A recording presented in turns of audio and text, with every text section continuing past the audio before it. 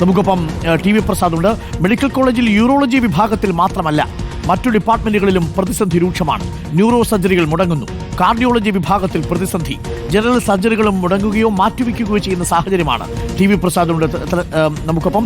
T V Prasad, ഇതൊരു വകുപ്പിൽ മാത്രമല്ല മറ്റെല്ലാ വകുപ്പുകളിലും അത്യാവശ്യ സർജറിയുമായി ബന്ധപ്പെട്ടുകൊണ്ടുള്ള ഉപകരണങ്ങൾ ഇപ്പോൾ വാങ്ങാൻ കഴിയാത്ത സാഹചര്യം ഉണ്ടാവുന്നു. ഇത് ഡോക്ടർ ഹാരിസ് ചിറക്കൽ പറയുമ്പോൾ സൂപ്രണ്ട് അതിനെതിരെ രംഗത്ത് വരികയാണ്. പക്ഷേ ഏറെ ആശ്വാസകരമായ കാര്യം, ഡോക്ടർ ഹാരിസ് ചിറക്കലിനെ പിന്തുണച്ച് KGMCT രംഗത്തെത്തിയിരിക്കുന്നു.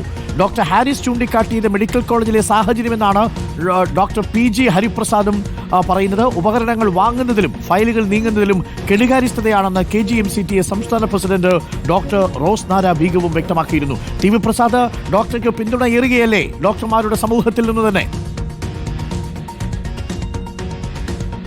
ഉറപ്പായും അരുൺ, ഇത് ഡോക്ടർ ഹാരിസ് ചിറക്കൽ ഒറ്റയ്ക്ക് തീരുമാനിച്ച് പറഞ്ഞതാണ്, ഫേസ്ബുക്കിൽ എഴുതിയതാണ് എന്നൊരു അഭിപ്രായം അഭിപ്രായത്തിലേക്ക് നീങ്ങാൻ കഴിയില്ല അരുൺ. ഇത് കൂട്ടായ ഒരു തീരുമാനത്തിന്റെ ഭാഗമായി അത്യാവശ്യം പറയാൻ നട്ടലുള്ള ഒരു ഡോക്ടറെ ചുമതലപ്പെടുത്തി എന്ന് വേണം കരുതാൻ. കാരണം ആ രീതിയിലുള്ള പിന്തുണയാണ് കേരളത്തിലെ ഗവൺമെന്റ് മെഡിക്കൽ കോളേജിലെ ഡോക്ടർമാരുടെ സംഘടനയായ KGMCTയുടെ ഭാരവാഹികൾ ഇപ്പോൾ പറയുന്നത്. ഹരിപ്രസാദ് പറയുന്നത് നമ്മൾ കേൾക്കുകയാണ്.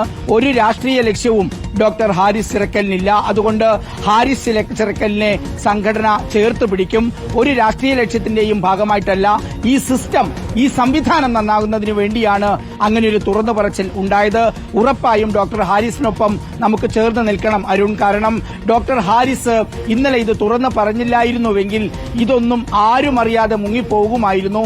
ഇത്തരം വാർത്തകളെല്ലാം വരുമ്പോൾ ആ വാർത്തയെ അവഗണിച്ചു പോകാൻ ആരോഗ്യവകുപ്പ് മന്ത്രിക്കും വകുപ്പിനും സർക്കാരിനുമെല്ലാം എളുപ്പമാണ്. പക്ഷേ ആ സംവിധാനത്തെ ചലിപ്പിക്കുന്ന, ഡിപ്പാർട്ട്മെന്റിന്റെ ചുമതല വഹിക്കുന്ന ഒരു ഡോക്ടർ തന്നെ തനിക്ക് ആവശ്യത്തിനുള്ള ഉപകരണങ്ങൾ കിട്ടുന്നില്ല, താൻ രാജിവെച്ച് പോകുന്നതിനെ കുറിച്ച് ആലോചിക്കുകയാണ്. എങ്ങനെയാണ് ഇത് മുന്നോട്ട് പോവുക എന്ന് വലിയ ആത്മരോഷത്തോടുകൂടി തുറന്നു പറഞ്ഞതോടുകൂടിയാണ് ഇത് ചർച്ച ചെയ്യുന്നത്. അതുകൊണ്ട് തന്നെയാണ് വലിയ പിന്തുണ ഉണ്ടാകുന്നതും. ഈ യൂറോ ഡിപ്പാർട്ട്മെന്റിലെ വിഷയം പുറത്തേക്ക് വന്നതോടുകൂടിയാണ് തിരുവനന്തപുരം മെഡിക്കൽ കോളേജ് ആശുപത്രിയിൽ അടക്കമുള്ള മറ്റ് ഡിപ്പാർട്ട്മെന്റുകളിലേക്ക് എല്ലാവരും അന്വേഷിക്കാൻ തുടങ്ങിയത്. അപ്പോഴാണ് മനസ്സിലാക്കിയത് ഒരാഴ്ച സർജറി പറഞ്ഞ് പിന്നീട് ഇന്ന് പറ്റില്ല, അടുത്തൊരു ദിവസത്തേക്ക് മാറ്റിവെക്കുന്നു എന്ന് പറയുന്ന ഡിപ്പാർട്ട്മെന്റുകൾ ന്യൂറോ, കാർഡിയോളജി, ഓർത്തോ തുടങ്ങി നിരവധി ഡിപ്പാർട്ട്മെന്റുകൾ ഉണ്ട്. പ്രധാനപ്പെട്ട പ്രശ്നം അവർക്ക് വേണ്ട ഉപകരണങ്ങൾ എത്തിച്ചു കൊടുക്കുന്നില്ല എന്നുള്ളതാണ്.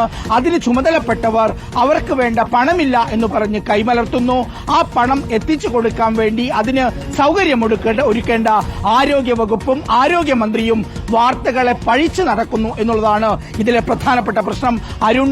ഈ വിഷയത്തിന്റെ ഭാഗമായി നമ്മുടെ സർക്കാർ സംവിധാനത്തിലെ ആശുപത്രികളെ ആശ്രയിക്കുന്ന പാവപ്പെട്ട ഒരുപാട് മനുഷ്യരുണ്ട്. ആ മനുഷ്യർക്ക് ഉറപ്പായും അവർക്കൊരു ഗുണം കിട്ടണം ഈ സംഭവത്തിന്റെ ഭാഗമായി. കാരണം അവർ ഒരുപാട് നടന്ന് മടങ്ങിപ്പോവുകയാണ്. നമുക്കറിയാം, മെഡിക്കൽ കോളേജ് ആശുപത്രിയിൽ സ്വകാര്യ ആശുപത്രികളിലെ പോലെയുള്ള സൗകര്യങ്ങൾ കിട്ടില്ല. പക്ഷേ ഏറ്റവും മികച്ച ചികിത്സ എന്നുള്ളത് അത് നമ്മുടെ മെഡിക്കൽ കോളേജുകളിൽ തന്നെയാണ്. അവിടുത്തെ ഏറ്റവും മിടുക്കന്മാരായ ഡോക്ടർമാർ, കഴിവ് തെളിയിച്ചവർ, ഒരുപാട് കേസുകൾ കണ്ട് പരിചയമുള്ളവർ, അവിടേക്ക് നമ്മുടെ പാവപ്പെട്ട രോഗികൾ പോകുമ്പോൾ അവർക്ക് ചികിത്സയില്ല എന്ന് പറഞ്ഞ് ഒരു സിസ്റ്റത്തിന്റെ പരാജയം കൊണ്ട് അവരെ നമുക്ക് മടക്കി അയച്ചുകൂടാ. ഉറപ്പായും ഡോക്ടർ ഹാരിസിന് പിന്തുണയേറുന്നുണ്ട്, അവരുടെ സംഘടന ചേർത്ത് പിടിക്കുന്നുണ്ട്. ഹാരിസിനെതിരെ ഗുരുതരമായ വീഴ്ച ആശുപത്രിക്ക് ഉണ്ടായപ്പോൾ അത് ചൂണ്ടിക്കാട്ടിയ ഡോക്ടറുടെ പേര് കഫീൽ ഖാൻ എന്നാണ്. ആ ഡോക്ടർ കഫീൽ ഖാന് പിന്തുണ കൊടുത്തതാണ് നമ്മുടെ സമൂഹവും നമ്മുടെ സർക്കാരും തന്നെ പിന്തുണ കൊടുത്തതാണ്. ഇത്തരം വീഴ്ചകൾ ചൂണ്ടിക്കാട്ടുമ്പോൾ ഡോക്ടർമാർക്കെതിരെ പ്രതികാര നടപടിയുമായി പോകുന്നൊരു രീതി അത് ശരിയുമല്ല. ഇവിടെ സൂപ്രണ്ടിന്റെ കാര്യത്തിൽ ഇന്നലെ സൂപ്രണ്ട് ഈ പറഞ്ഞ കാര്യങ്ങളെല്ലാം നിഷേധിക്കുകയാണ്, കള്ളം പറയുകയാണ് എന്നാണ് പറഞ്ഞത്.